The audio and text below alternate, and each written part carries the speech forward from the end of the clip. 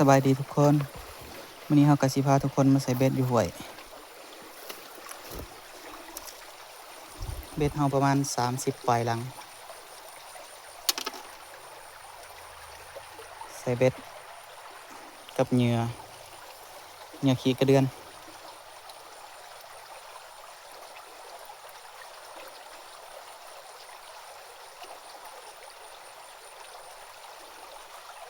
ใส่ไปตามบอลหกวันนี้ละบางเทื่อมีปลากดมีปลาดุกลองเบิ่ง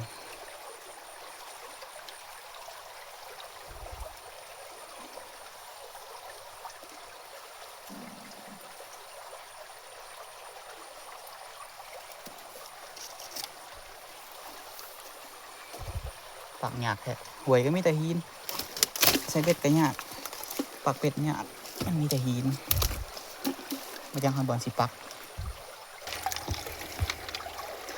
ทุกคนเดี๋ยวถ้ารุ่นเบิ่งแมลงเฮาสิพาทุกคนมายามว่า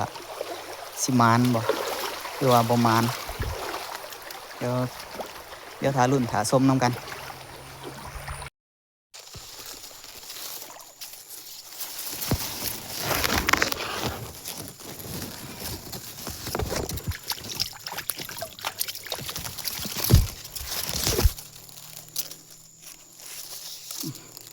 ทางสุดท้าย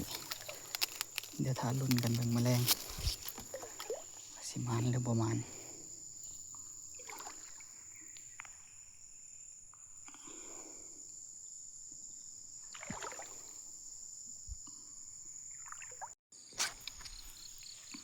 หลังจากที่เฮาใส่แล้วเฮา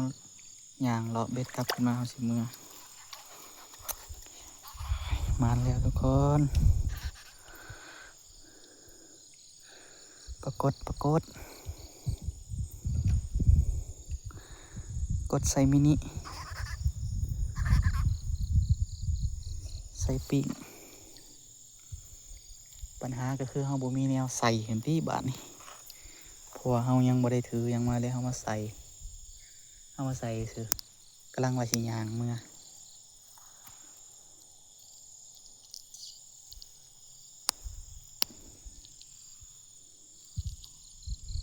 นี่ปรากฏน้อยทุกคนเราจะพาทุกคนมายามเบ็ดตอนกลางคืนลืมแต่ว่าสิมานนี่บ่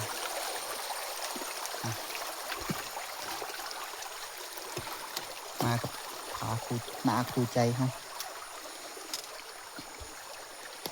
โอ้ยหลังแรกก็ได้เหลืองเลยทุกคนปรากฏ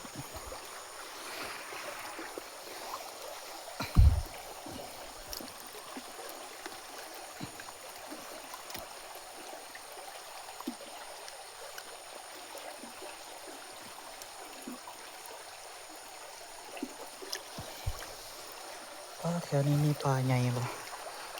มันกัดปลาน้อยนะหางขาดเลยมีปลาใหญ่บ่หวยนี่กัดปลาน้อยจนหางขาดนี่ปรากฏ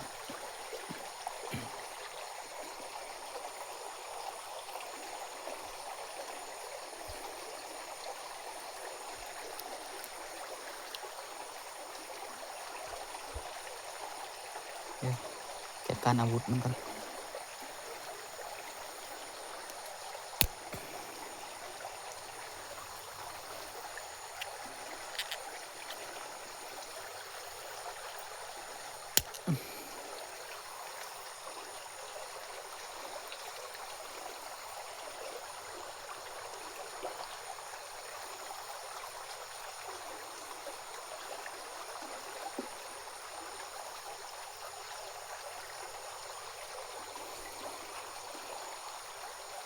หางหยาบเลย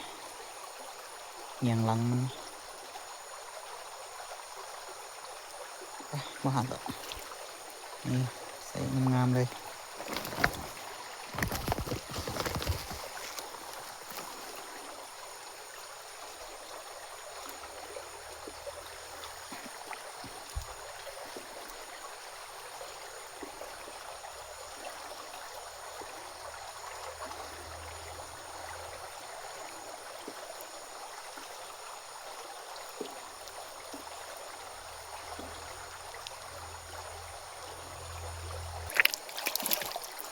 รุ่นหลังต่อไปทุกคน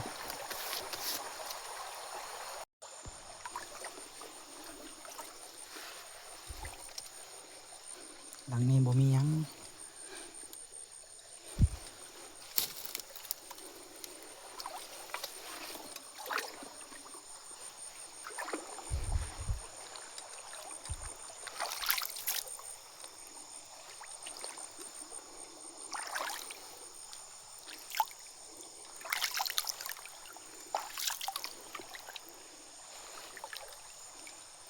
เงียบหมดเลย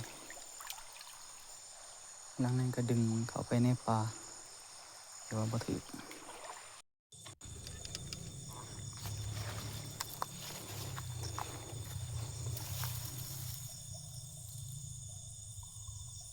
มานี่แล้วทุกคนบ่ฮู้ว่าป่ายัง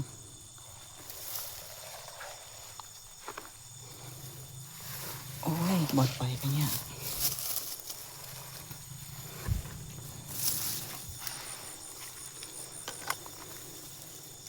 กินก็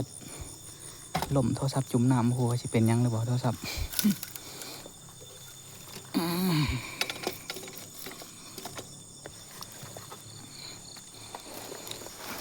โอ้ยปลาขาวขาวใสงามๆเลย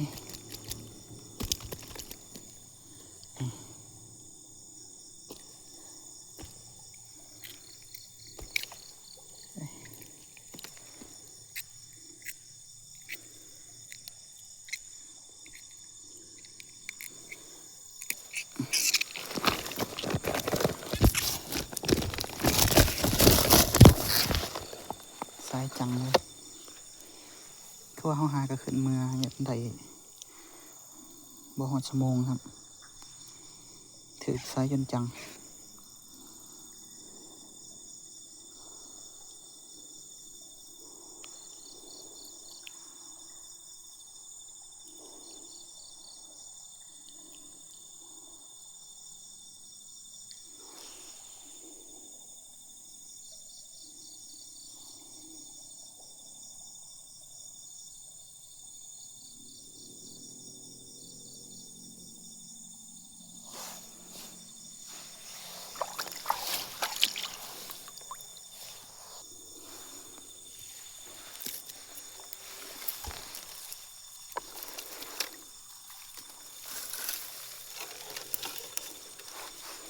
ป่วยก็มีแต่ก้อนหินก็เลยไปเนี่ย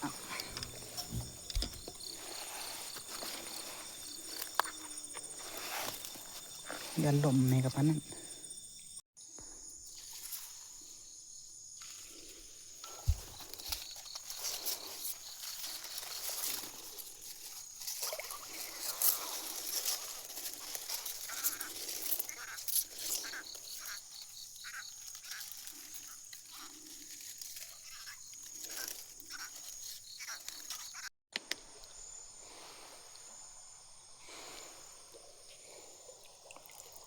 ปลาดุก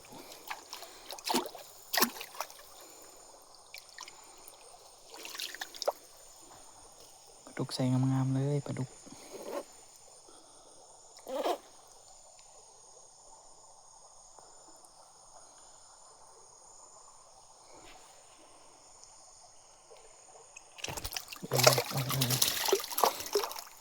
มือสลับ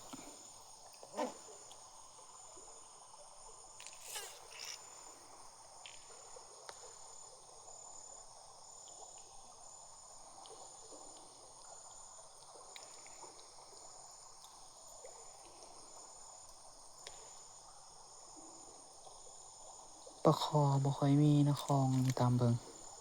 แต่ปลาดุกกับปลากดปลาขาว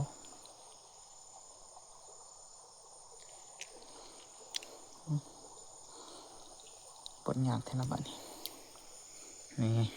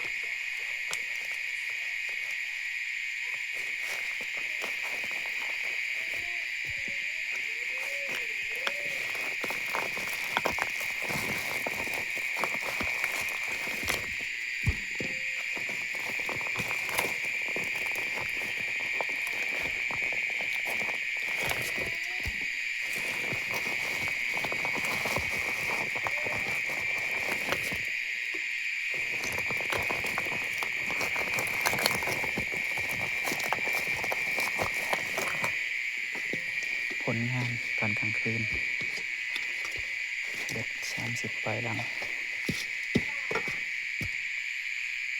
สำนี้ละ